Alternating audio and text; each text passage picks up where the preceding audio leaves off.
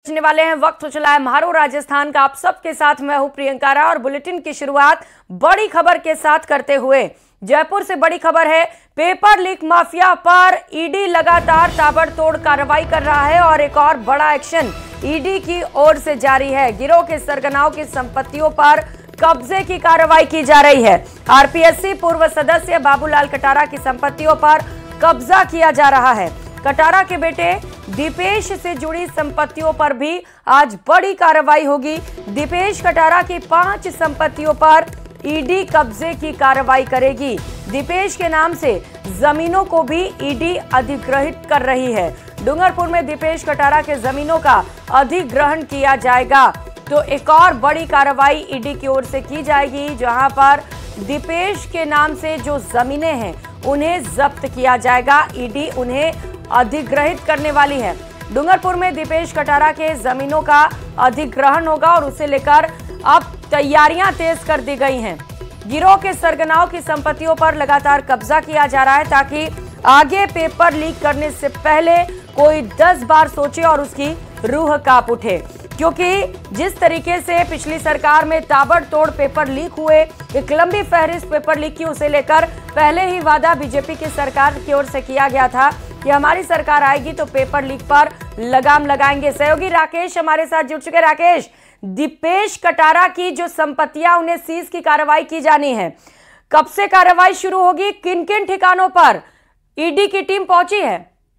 बिल्कुल, देखिए, दिल्ली और राजस्थान के साथ साथ बाहरी राज्यों की टीम आई हैं और डूंगरपुर टीमें पहुंच चुकी हैं और कुल दीपेश कटारा की ये 5 वो संपत्तियां हैं अभी जो सामने आई है। इसके अलावा अन्य जो संपत्तियां हैं, चूंकि एसओजी लगातार इस मामले की जांच कर रही है और भी अन्य संपत्तियां आई हैं, तो यानी जितने भी जो पेपर लीक गिरोह के सरगना हैं, उन्होंने जो ब्लैक मनी कमाई और उस ब्लैक मनी से ये जो संपत्तियां अर्जित की हैं, आज दीपेश कटारा की जो संपत्तियां राजसात की जा रही हैं, सरकार के कब्जे में ली जा रही हैं, यानी अभी सरकारी संपत्तियां हो जाएंगी।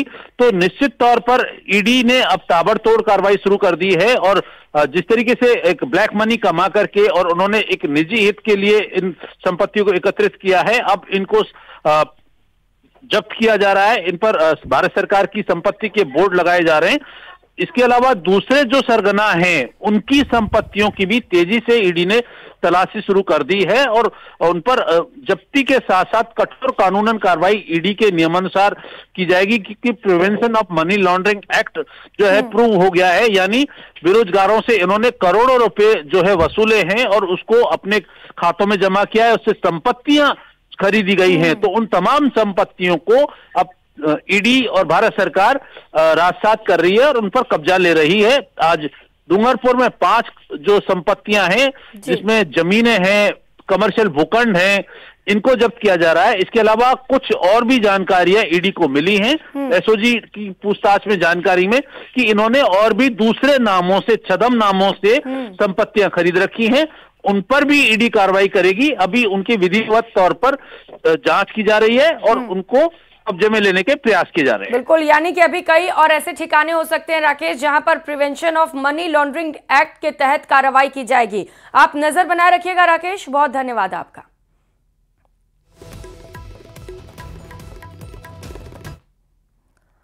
और सांचौर से मिल रही बड़ी खबर का रुख करेंगे, जहां पर भीषण सड़क हादसा हो गया। कार और डंपर के बीच भीषण टक्कर हो गई। सड़क हादसे में 3 लोगों की मौत हो गई। कार में सवार एक ही परिवार के 3 युवकों की मौत हो गई है। सूचना पर जिला कलेक्टर सहित पुलिस के आला अधिकारी भी पहुंचे। मृतकों के शवों को मोर्चरी में रखवाया गया है। सांचौर के कारोला में यह भीषण सड़क हादसा हुआ और बेहद दर्दनाक ये हादसा, जहां पर एक ही परिवार के 3 युवकों की मौत हो गई। पुलिस सूचना के बाद मौके पर पहुंची।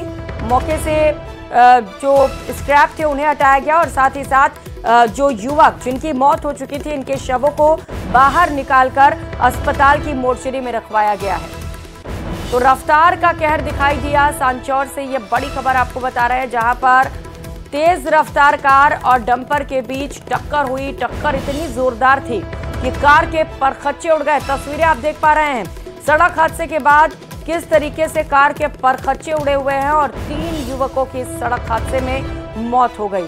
तो पूरे घर में मातम पसरा हुआ है। तीनों युवक एक ही परिवार के, जिनकी इस सड़क हादसे में मौत हो गई।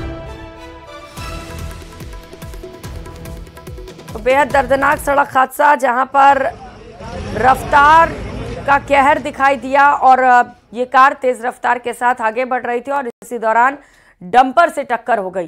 टक्कर के बाद 3 युवक जो कार में सवार थे उनकी मौत हो गई है और फिलहाल तीनों के शवों को मोर्चरी में रखवा दिया गया है। सबसे पहले शवों का पोस्टमार्टम होगा और उसके बाद जो शव है वो परिजनों को सौंपे जाएंगे। फिलहाल हादसे की जानकारी पुलिस की ओर से इकट्ठा की जा रही है। सहयोगी रेवा शंकर इस वक्त हमारे साथ जुड़ चुके हैं। रेवा, कुछ पता चल सका आखिर यह हादसा हुआ कैसे था और घर वालों को सूचना दे दी गई है क्या? जी बिल्कुल, मैं बताना चाहूंगा कि सांचौर के पास में कारोला सरहद में ये घटना जो है वो कारत हुई है और डंपर के साथ में एक कार की टक्कर होने के कारण 3 लोगों की मौके पर ही मौत हो गई थी। और जैसे ही सूचना मिली, प्रशासन और पुलिस का जो जाब्ता है वहां पर पहुंचा है और आसपास के ग्रामीणों के सहयोग से उन शवों को मोर्चरी में रखवाया गया है। उनकी पहचान और शिनाख्त आज सुबह ही कर ली गई है। उनके परिजनों को समय पर सूचना पहुंचा दी गई है। जी ठीक है रेवा, बहुत धन्यवाद आपका। जयपुर से मिल रही बड़ी खबर का रुख करेंगे। पुलिस एसआई भर्ती परीक्षा पेपर लीक मामले से जुड़ी है बड़ी खबर और अपडेट आपको बताते चले। एसओजी ने महिला और पुरुष सब इंस्पेक्टर को गिरफ्तार किया है। साल 2014 बैच का एसआई जगदीश सिहाग गिरफ्तार हुआ है। वर्ष 2021 बैच की प्रशिक्षु एसआई इंदु बाला को भी गिरफ्तार कर लिया गया है। रिश्ते में दोनों भाई बहन लगते हैं, तो दोनों सब इंस्पेक्टर्स को गिरफ्तार किया गया है। परिचित महिला वर्षा ने डमी कैंडिडेट बनकर परीक्षा दी थी। ट्रेनी एसआई इंदु बाला और भगवती की जगह पर परीक्षा दी गई। डमी कैंडिडेट ने 10 से 15 लाख रुपए में अभ्यर्थियों की जगह पर परीक्षा दी है। एसआई जगदीश सिहाग के मार्फत डमी कैंडिडेट ने परीक्षा दी। परीक्षा में वो बैठे। एसओजी अब डमी कैंडिडेट्स की तलाश कर रही है। वो महिला टीचर की तलाश की जा रही है जिसने इनके जगह पर बैठकर परीक्षा दी। और ग्रेटर नोएडा से इस वक्त की बड़ी खबर सामने आ रही है जहां पर एक ढाबे में भीषण आग लग गई। आग की चपेट में 5 से 6 दुकानें आ गई। फायर ब्रिगेड की 5 गाड़ियां मौके पर पहुंची हुई हैं। थाना बिसरख क्षेत्र की यह घटना है, तो कुल 5 गाड़ियां इस वक्त मौके पर पहुंच चुकी हैं। तस्वीरें आपको दिखा रहे हैं ग्रेटर नोएडा से। ये तस्वीरें हैं जहां पर भयंकर आग लगी है। फिलहाल ये पता नहीं चल सका है कि आखिर ये आग कैसे लगी, लेकिन आग इतनी भीषण है और लगातार फैलती चली जा रही है कि 5 से 6 दुकानों को आग ने अपनी चपेट में ले लिया है। हालांकि जो दमकल विभाग की टीम वहां पर पहुंची, उनकी ओर से कोशिश की जा रही है कि जल्द से जल्द आग पर काबू पा लिया जाए। फिलहाल इसे लेकर कोई सूचना नहीं है कि जब ये आग लगी तो क्या कोई उस दौरान दुकान के अंदर मौजूद था, क्या कोई जनहानि हुई है, क्या कोई घायल भी हुआ है। इसे लेकर जैसे ही अपडेट आएगा हम फौरन आपके पास पहुंचाएंगे। लेकिन सबसे पहले ये आप तस्वीर देखिए जहां पर दूर दूर तक धुएं का काला गुबार उठता हुआ दिखाई दे रहा है। आसपास हड़कंप मचा हुआ है क्योंकि आग लगातार तेजी के साथ फैलती चली जा रही है। फिलहाल ये नहीं पता कि ये कोई घटना है या किसी ने जानबूझकर आग लगाई है। और आगरा से खबर है जहां पर अचानक से टूरिस्ट की 2 बस और एक ऑटो में आग लगने से हड़कंप मच गया। जैसे ही आग के लपटे आसपास के लोगों ने देखी तो अफरा तफरी मच गई। एक होटल की पार्किंग में कई टूरिस्ट की बस और ऑटो खड़े थे, तभी अचानक से एक टूरिस्ट बस में शॉर्ट सर्किट के कारण आग लग गई। आग इतनी जबरदस्त थी कि एक बस और एक ऑटो को भी चपेट में ले लिया। होटल के कर्मचारियों ने आग लगने की सूचना फायर ब्रिगेड टीम को दी, जिसके बाद फायर ब्रिगेड की टीम ने आग पर काबू पा लिया है। पूरा मामला ताजगंज थाना क्षेत्र का है।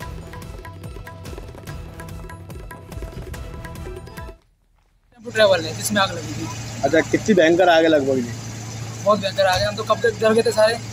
हमें सभी पुलिस वालों को फोन किया और उसको फोन किया था दमकल वालों को, तो वो अपने सही टाइम से आ गए और ये आग हो जाती।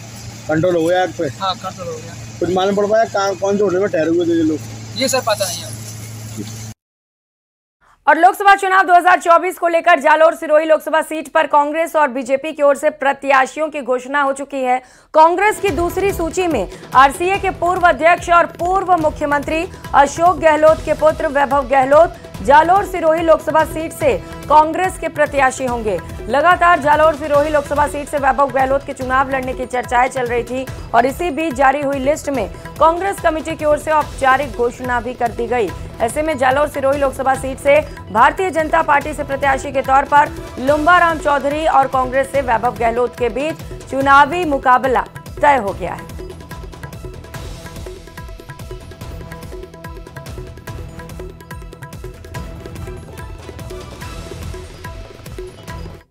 और सिरोही संसदीय क्षेत्र की तमाम कांग्रेसजनों का कि आपके विश्वास के ऊपर मुझे पार्टी ने ये मौका दिया और आने वाले समय में निश्चित तौर पे हम लोग जालौर सिरोही में जो पिछले 15 साल से भाजपा का सांसद बनता आ रहा है, इस बड़ी पार्टी को हम यहाँ तोड़ेंगे और तमाम कांग्रेसजनों को हम साथ लेके एक अच्छी तरीके से चुनाव लड़ेंगे।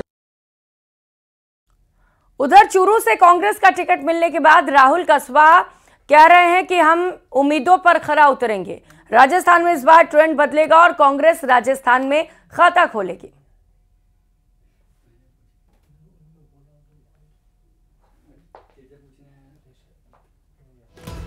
तो आपको बताते चले कि बीजेपी को छोड़ते हुए राहुल कसबा कांग्रेस में ज्वाइन कर चुके हैं और उन्हें चूरू से टिकट भी मिला है और कॉन्फिडेंस दिखाई दे रहा है राहुल कसबा के चेहरे पर। साफ तौर पर वो कह रहे हैं कि इस बार हम ही जीतेंगे और हम रिकॉर्ड तोड़ेंगे। राहुल जी कल ही कांग्रेस के परिवार में आए हैं। 10 साल भारतीय जनता पार्टी के सिंबल पर सदन में चूरू वासियों की आवाज को बुलंद किया है। अब कांग्रेस पार्टी ने प्रत्याशी बनाया, जीत को लेकर कितने आश्वस्त हैं? देखिए, बिल्कुल आश्वस्त हैं। बहुत कड़ी मेहनत है, एक लंबा सफर है, लोगों के दिलों में हमने जगह बनाई है। पिताश्री का भी लंबा सफर रहा और बहुत पहले शुरुआत करी थी और इतना लंबा क्षेत्र है चूरू जिला, जो 340 किलोमीटर लोकसभा क्षेत्र हमारा आता है, हर गांव तक पहुंचे हैं। दोनों पिताश्री भी और हमारी माता कमला जी भी और मैं एक सांसद के रूप में, हम तीनों ने मिलकर लोगों के सुख दुख में शामिल होने का काम किया और उससे हमारे आत्मीयता एक जुड़ाव लोकसभा परिवार के अंदर हुआ है हमारा।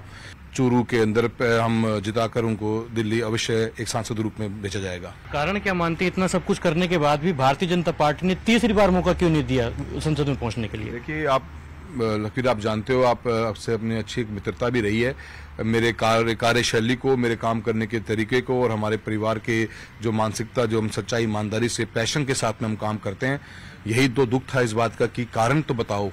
वो कारण कभी सुनने को मिला ही नहीं। मैं पूछता ही रह गया पार्टी के हमारे प्रदेशाध्यक्ष महोदय को भी कि कौन सा ऐसा पैरामीटर रहा जहां एक सांसद की जो भूमिका थी, एक सांसद की बात करूं क्योंकि मुझे पार्टी ने सांसद की जिम्मेदारी दी थी, वो ऐसा कौन सा पैरामीटर था जहां पे हम विफल रहे? क्या एक व्यक्ति के कारण आप मेरी टिकट काट रहे हैं या मुझे उस हक से कर रहे हैं? तो उनके पास कभी कोई जवाब ही नहीं था। और खबर हरियाणा से। हरियाणा में नायब सिंह सैनी ने 11वें सीएम के तौर पर शपथ ले ली है। वहीं सीएम के साथ ही 5 विधायकों ने मंत्री पद की शपथ ली। ये सभी खट्टर सरकार में मंत्री थे। हरियाणा में हुए बदलाव को लोकसभा चुनाव की रणनीति के तौर पर भी देखा जा रहा है। समझिए।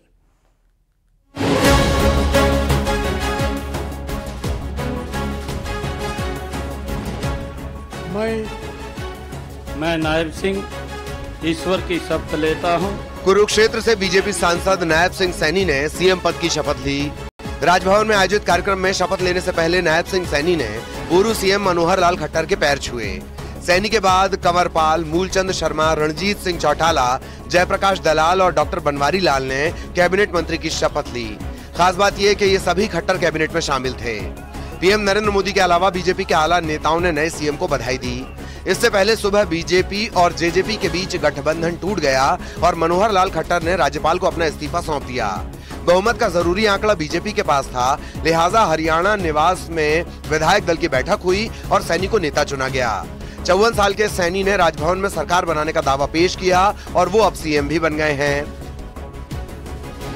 सैनी को मनोहर लाल खट्टर का करीबी माना जाता है। उनके सियासी सफर की बात करें तो 2014 में नारायणगढ़ से बने विधायक, खट्टर सरकार में बने मंत्री, 2019 में कुरुक्षेत्र से सांसद बने, अक्टूबर में बीजेपी के प्रदेश अध्यक्ष बने। मध्य प्रदेश, छत्तीसगढ़ और राजस्थान के बाद हरियाणा में नए चेहरे को सीएम बनाया गया है। जानकार इसे पीएम मोदी का प्रयोग मान रहे हैं, साथ ही लोकसभा चुनाव की रणनीति का हिस्सा भी। Bureau report, news 18। और राजस्थान रॉयल्स ने राजस्थान की महिलाओं को समर्पित पूर्ण गुलाबी जर्सी का अनावरण किया।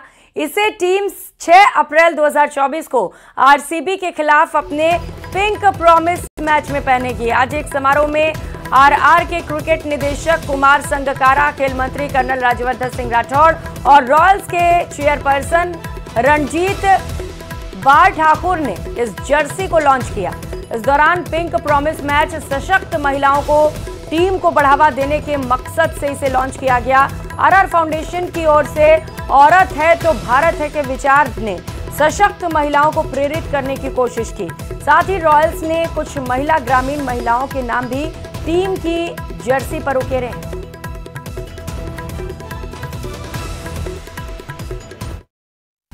इस बार खास तौर से बीसीसीआई ने ये जिम्मेदारी परिस्थितियों को देखते हुए राजस्थान सरकार को कहा कि हम इसमें राजस्थान रॉयल्स की मदद करें इसको कंडक्ट करने के लिए। इसका एक ऑफिशियल कमिटमेंट भी हो गया है,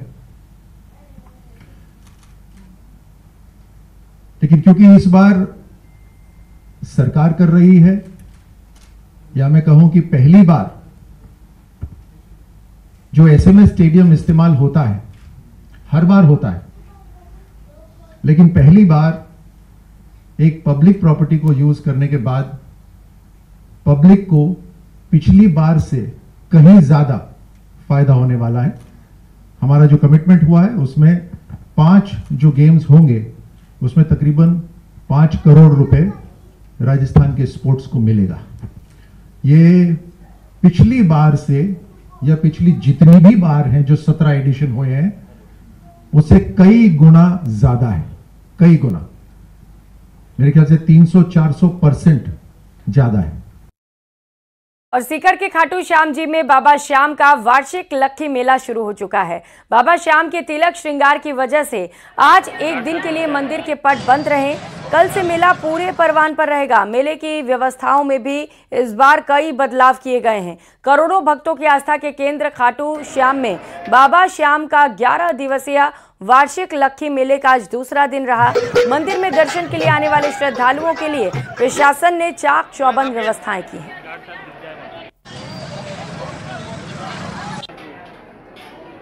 खाटू श्याम जी का जो वार्षिक लक्खी मेला है इस बार 11 मार्च से लेकर 21 मार्च तक खाटू श्याम जी में आयोजित किया जा रहा है, जिस संबंध में माननीय जिला कलेक्टर महोदय और एसपी साहब के निर्देशन में कार्रवाई हो रही है और श्रद्धालुओं को कम से कम असुविधा हो और उन्हें एक बहुत ही अच्छा माहौल यहाँ पे मिले, उसके लिए समस्त व्यवस्थाएं प्रशासन द्वारा की गई हैं। जिस संबंध में मैं आपको बताना चाहूँगा कि पिछली बार एंट्री की जो रास्ते थे वो बहुत अच्छे से कर दिए थे। 14 लाइनों में एंट्री और दर्शन हो रहे थे। एग्जिट का थोड़ा सा हमारा इस बार इशू था।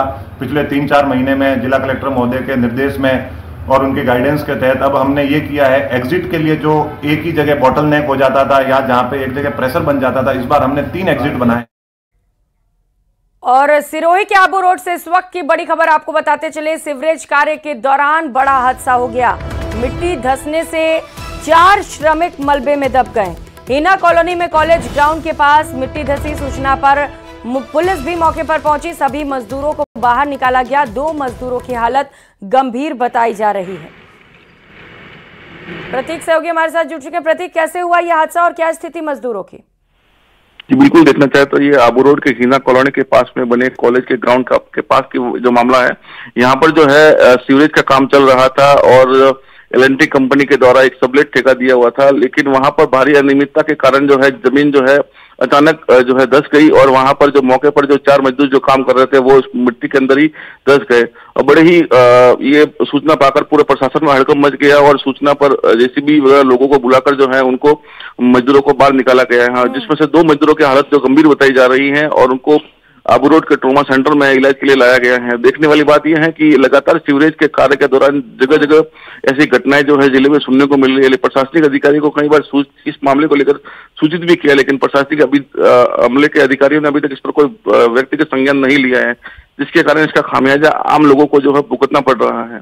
जी प्रियंका, बिल्कुल तस्वीरें दिखा रहे हैं सबसे पहले न्यूज़ 18 राजस्थान पर बड़ी लापरवाही, और जैसा कि सहयोगी बता रहे हैं कि कई बार शिकायत दी गई, बावजूद इसके अब तक कोई एक्शन नहीं लिया गया। शायद प्रशासन इंतजार कर रहा है कि कोई और बड़ा हादसा पहले हो, उसके बाद कार्रवाई करेंगे। आप प्रत्येक नजर बनाए रखिएगा इस पर। बहुत शुक्रिया आपका तमाम जानकारियों के लिए।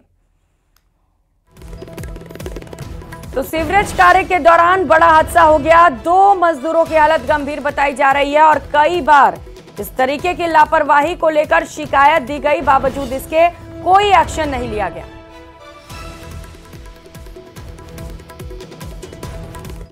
ये सुबह की घटना है। पहले से होल खुला हुआ, चैम्बर अंदर लगे हुए थे, चैम्बर से कनेक्शन कर रहे थे। ये सीवरेज का काम चल रहा है आबू रोड में।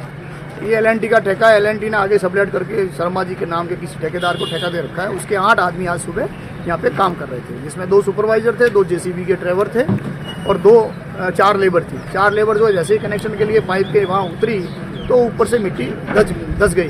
गीली मिट्टी थी, सुरक्षा के मानक पूरे अपना ही नहीं गए थे। तो चारों जनों को अब बाहर तो निकाल दिया। पुलिस और प्रशासन की मदद, श्रीमान SDM साहब भी मौके पे पधारे और हमारा स्टाफ मौके पे ही है, और चारों को निकाल दिया है। 2 गंभीर हैं और 2 बोल रहे हैं वो खतरे से बाहर, अभी तक दिखने में तो खतरे से बाहर दिख रहे हैं, लेकिन वास्तविक स्थिति तो अस्पताल जाने के बाद ही पता लगेगी। इस बुलेटिन में फिलहाल इतना है।